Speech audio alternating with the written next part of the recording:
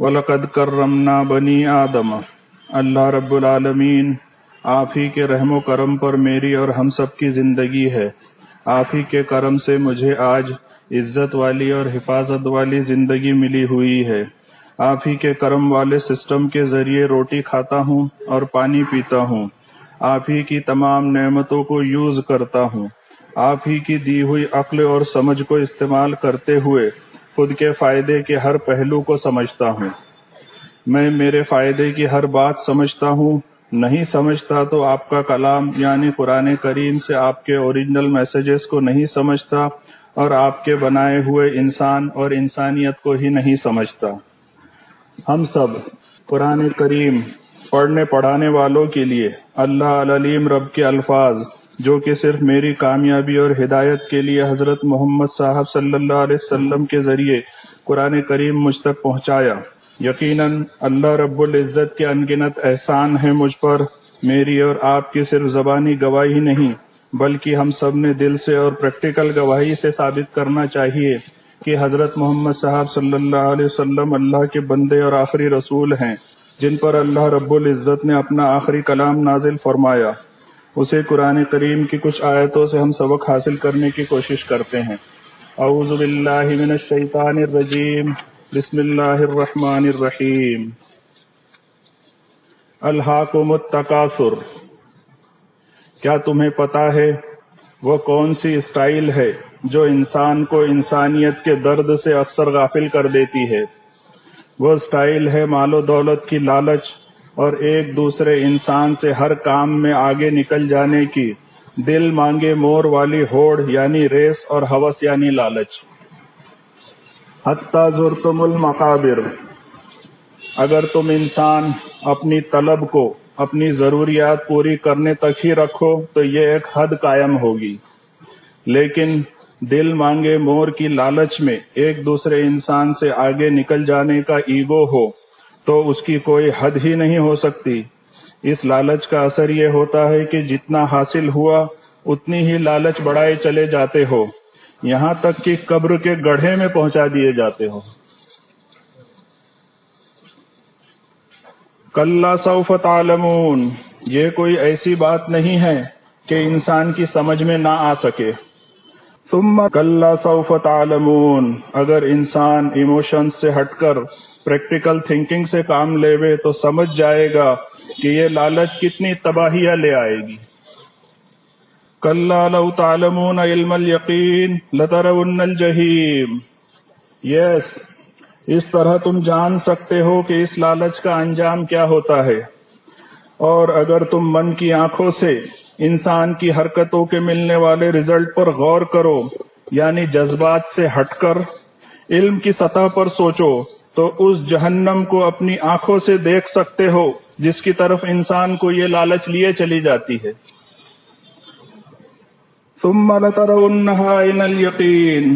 تم انسانوں کا انداز یہ بتا رہا ہے کہ تم غور و فکر سے کام نہیں لوگے، بلکہ اندھا دھند اپنی ہوس اور لالچ میں انسانیت کو روندتے ہوئے مدمست چلتے چلتے جہنم کے اندر جا گرو گے، اور جہنم کو خود یقین کی آنکھ سے دیکھ لو گے۔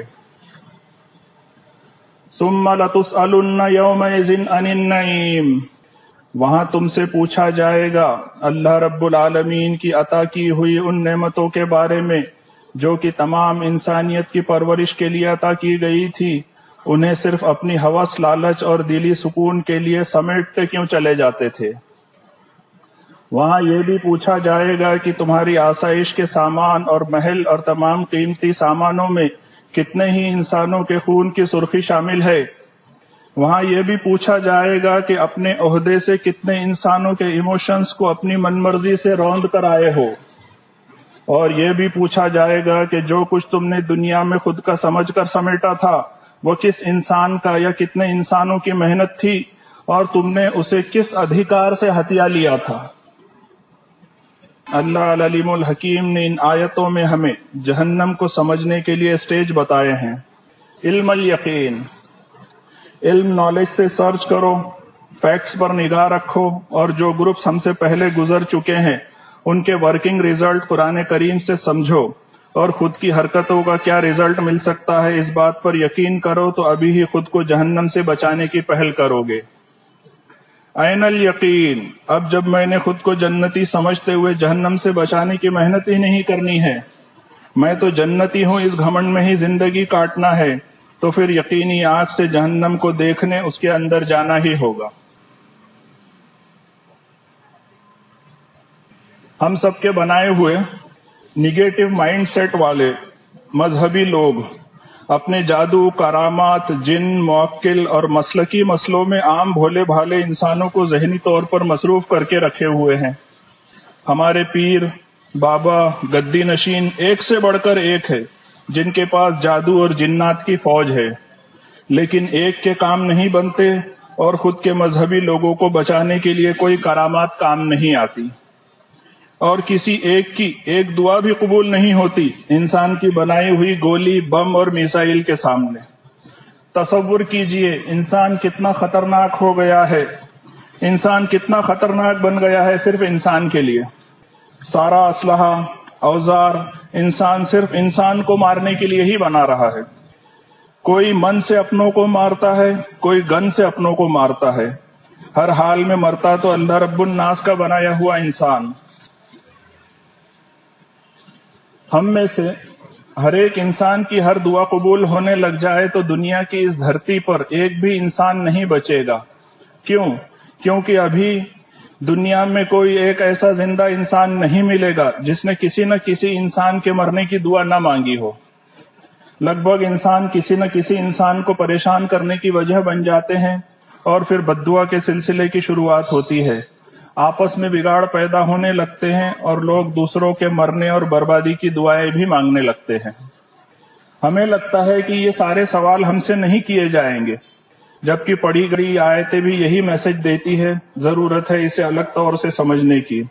کس نے کس کے ساتھ کیسا رہنا ہے اس کا بھی سوال آنے والا ہے ڈومز ڈے کے سیلیبس میں، اس لیے ہماری تیاری بھی ہونی چاہیے۔ اللہ رب العزت کے انصاف اور رحم کے پہلو پر غور کرے کہ ابھی خود کو سدھارنے کے لیے حضرت محمد صاحب صلی اللہ علیہ وسلم کے ذریعے پہنچائے گئے قرآن کریم کے تمام ریمائنڈر آن ہے، ورنہ قیامت کے روز وَإِذَا الْقُبُورُ بُعْثِرَتْ، اللہ مالک یوم الدین کے سسٹم سے جب سچ میں قبروں کو ادھیڑ کر سارے مردے لائن سے کھڑے کر دیے جائیں گے تو سب کچھ آف ہو چکا ہوگا۔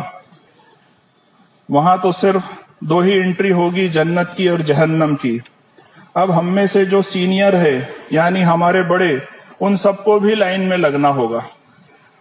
حشر کے میدان میں کچھ بھی منمانی چلنے سے تو رہی، سب کچھ پڑھتے پڑھاتے ہیں ہم لوگ، یہ چھوٹا وہ بڑا یہ نہیں دیکھے، خود کے قصور، گناہ اور جرم کو سدھارنے کے کام کرے، لیکن ہم لوگ کرتے نہیں ہیں۔ جو پڑھتے پڑھاتے ہیں وہی سب سے پہلے کرنے کا سمپل سسٹم ہے قرآن کریم میں۔ ہم سب لوگوں کو ہمارے کیے گئے اچھے اچھے کام ہمیشہ یاد رہتے ہیں، لیکن برے کام ہمیشہ بھلا دیتے ہیں۔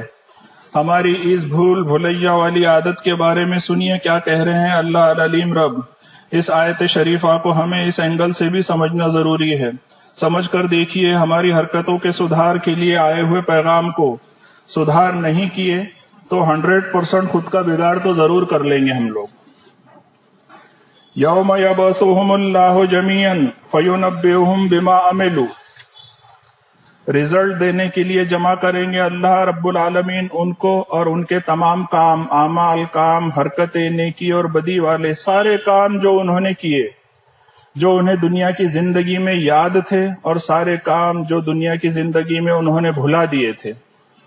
احصاہ اللہ ونسوہ، تمہارے سارے برے کاموں کی یاد دلائے گا اللہ رب العالمین، جن کے بارے میں تم کہا کرتے تھے کہ ایسا ہوا ہی نہیں، اگر ہوتا تو ہمیں یاد نہیں رہتا۔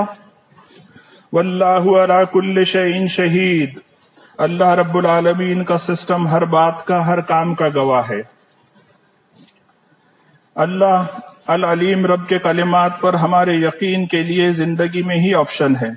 زندہ ہے تو یقین کرنے میں ہی ہمارا فائدہ ہے، ورنہ موت کے بعد جہنم میں جا کر تو یقین آ ہی جائے گا، اس میں صرف اور صرف ہمارا ہی نقصان ہوگا۔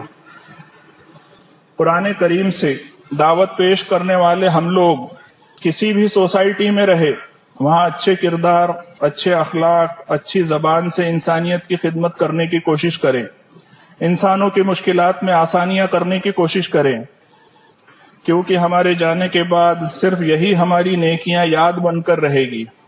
ہم لوگ کسی بھی انسان کو تمام خوشیاں نہیں دے سکتے، لیکن اچھے الفاظ تو دے سکتے ہیں۔ الفاظ میں اللہ رب العزت نے بہت تاثیر رکھی ہے۔ ہو سکتا ہے کہ ہمارے الفاظ کسی کے لیے مرہم کا کام کر جائے۔ ہم سب نے اپنے الفاظ سے لوگوں کو زخم نہیں مرہم دینے کی کوشش کرے۔ ہو سکتا ہے کہ ہمارا یہی عمل کامیابی اور مغفرت کی وجہ بن جائے۔ وَاعْلَمُوا أَنَّ اللَّهَ يَعْلَمُ مَا فِي أَنفُسِكُمْ فَاحْذَرُوهُ وَاعْلَمُوا أَنَّ اللَّهَ غَفُورٌ حَلِيمٌ۔